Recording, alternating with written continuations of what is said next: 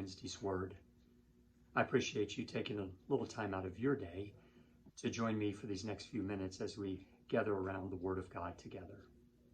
Lately, I've been spending some time in the book of Ecclesiastes, and I've come across a verse there that's just stuck with me. I've been thinking about it, and it's a verse that I think is pretty fitting for the circumstances that we find ourselves in. So I thought I would share that with you today. It comes out of chapter 7, and it's verse 10. It reads, "Do not say, 'Why were the old days better than these?'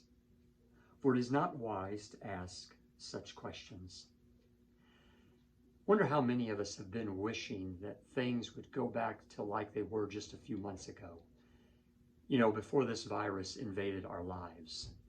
Or how many of us have caught ourselves ever thinking, even before this virus, boy, I wish things were like they used to be. When I was younger, when days were so much better, when the world was not so bad, when things were so much simpler, when lines were much more clearly defined.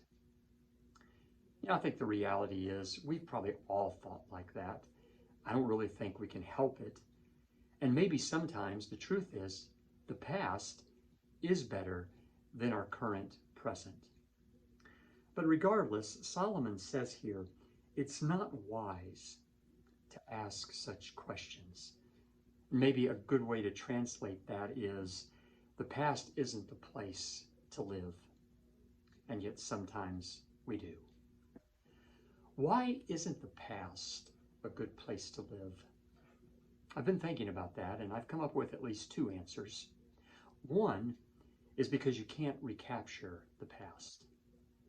Probably all of us have run into somebody that we know that's exactly what they've tried to do or been trying to do, and that's recapture the past. Perhaps they had some glorious part of their past, and they just want to keep trying to relive it and recapture it.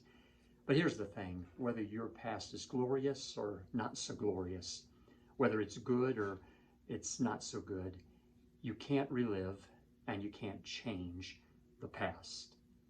Now, what you can do is learn from it, but you can never, ever recapture it. And so it's not the place that you need to spend your time and focus what amount of energy that you have while you're here on this earth. Now, beyond the fact that you can't recapture the past, another reason that the past is not a good place to live in is because God isn't there. When we start saying that the past was so much better, what sometimes happens is we lose sight of God's presence in our present. In the book of Hebrews, I think it's chapter 13 and verse 9, it says that God is the same yesterday, today, and forever. Now, the book of Hebrews was written to a people who had a glorious past, but some of them were not having a very good present. But the writer of Hebrews reminds them that the God that was in the past, where they thought it was so great, is also the God that's in their present, even when it doesn't seem quite as great. And often when we think about the past, we tend to be blind to the hard times that were a part of it. I've noticed that when I spend too much time in the past, or when other people spend too much time in the past, it begins to affect our thinking in a rather funny way.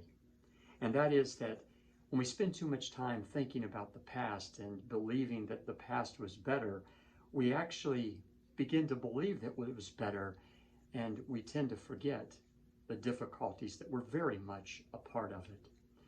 Plus, we tend to forget that the God that was active in the past, well, he's the God that's still active right now in the present. Now, in these verses, Solomon certainly focuses on the bad that comes from when we spend too much time in the past, when we always view the past through the lens of it was always better. But there's actually a good side to longing for something better. In this very same book, a little earlier, Solomon tells us this. He says that God has set eternity in the hearts of men.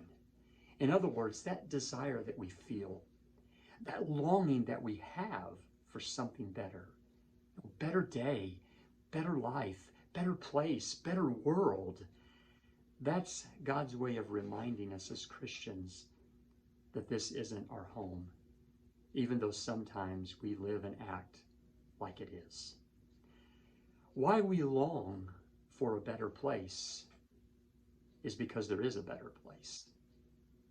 Why we long for a better place is because God has created us and saved us for a better place. And that place is heaven.